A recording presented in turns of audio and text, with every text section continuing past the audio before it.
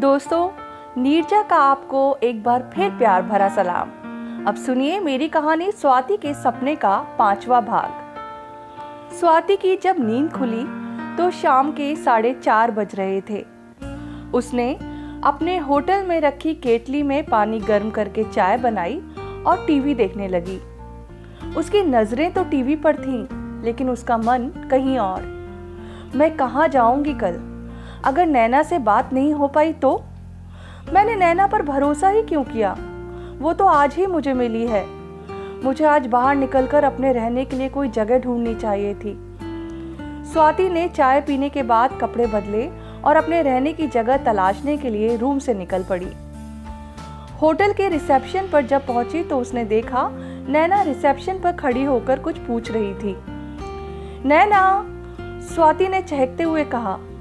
हे Swati dear, मेरा जब shoot खत्म हुआ तो देखा मोबाइल पर 2 मिस कॉल पड़े थे, वो भी अननोन नंबर से। तो मैं समझ गई कि तुम्हारा ही कॉल होगा, इसलिए डायरेक्ट यहाँ आ गई। बोलो, अभी शिफ्ट करना है क्या? सुबह आई तो चलेगा क्या? स्वाति होटल के लिए खर्च किए पैसों का पूरा इस्तेमाल करना चाहती थी। वैसे भी नैना के घर पर कहाँ इतने नर्म बिस्तर मिलने वाले थे। हाँ ठीक है, ये लो मेरा एड्रेस। तुम बस कल दोपहर 1 बजे से पहले आ जाना, क्योंकि फिर मुझे कहीं बाहर निकलना है। Okay Naina, thank you so much. Naina चली गई और स्वाति की परेशानी भी। अब वो खुश थी। होटल से निकलकर उसने अपने लिए कुछ चॉकलेट्स और नमकीन के पैकेट लिए, क्योंकि होटल के रूम में मौजूद उन्हीं चॉकलेट्स और नमकीन की कीमतें 3 गुने से भी ज्यादा थीं। वापस आकर स्वाति फिर से टीवी देखने लगी। दीवार फिल्म में अमिताभ और शशि कपूर के बीच का वही फेमस सीन चल रहा था।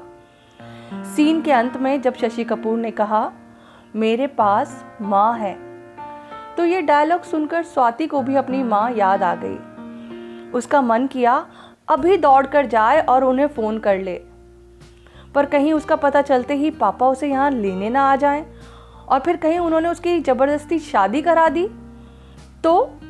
ये सब सोचकर उसने माँ को फोन करने का इरादा बदल दिया और गुमसुम सी टीवी बंद करके अपने बिस्तर पर लेट गई।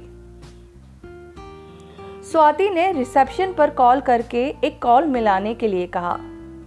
हेलो पिंकी, तू मम्मी से मिली क्या? स्वाति, कमीनी कितनी देर बाद मुझे कॉल कर रही है? मेरा तो दिल ही बैठा जा रहा था। तू है कहाँ? वो सब मैं तुझे बाद में बताऊंगी, पहले तू बता मम्मी कैसी हैं?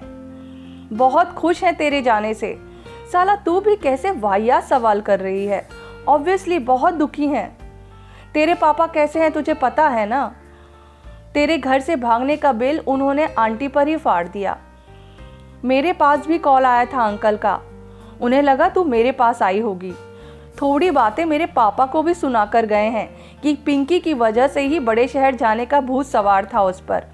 पता नहीं आपकी बेटी क्या पाठ पढ़ाती रहती है, हमारी तो नाक ही कट गई। पिंकी, मेरे पापा की नाक तो मेरी वजह से कई बार कट चुकी है। कभी जीन्स पहनकर बाहर चले जाने से, तो कभी अपने दोस्त की बाइक पर बैठ जाने से। मुझे उनकी कोई फिक्र नहीं है। तू बस मेरी मम्मी का ख्याल रखना। वो जब दुखी होती है ना तो खाना बंद कर देती हैं यार। तुम ध्यान रखना उनका। मैं अपना फ़ोन घर पर ही भूल आई हूँ। मेरे पास फ़ोन नहीं है, तुझे बीच बीच में कॉल करती रहूँगी। अरे कोई नंबर तो दे दे जहाँ तुझसे बात की जा सके। मैं कल से एक लड़की के साथ शिफ्ट होने जा रही हूँ, उसका नंबर लिख ले, लेकिन बहुत अर्जेंट हो तो ही इस नंबर पर कॉल करना यार। स्वाति ने नैना का नंबर पिंकी को दे दिया।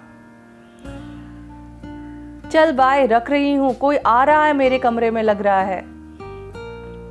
पिंकी ने फोन काट दिया। स्वाति को एक बात की तसल्ली थी कि वो घर के हालात पिंकी से पता कर सकती थी। पिंकी का स्वाति की मम्मी से लगाव भी बहुत था। वो कई बार जब स्वाति के लिए कुछ लेती तो पिंकी के लिए भी जरूर लेती। पिंकी वहाँ है तो वो मम्मी का ख्याल रख ही लेगी। अब मुझे बस अपने करियर पर फोकस करना चाहिए।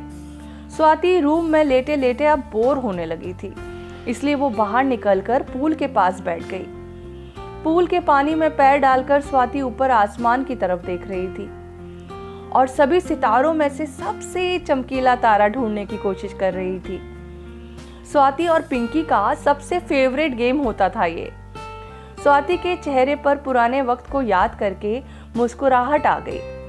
नया शहर मुझे अपनाएगा कि नहीं? क्या मुझे यहाँ काम मिलेगा? कब मैं अपनी माँ को शान से अपने पास बुला पाऊंगी? कितने सारे सवाल थे स्वाति के जहन में, जिनका जवाब सिर्फ समय के पास था। इस एपिसोड में इतना ही। स्वाति के इन सारे सवालों का जवाब जानने के लिए सुनते रहिए मेरी कहानी स्वाति के सपने। नमस्कार।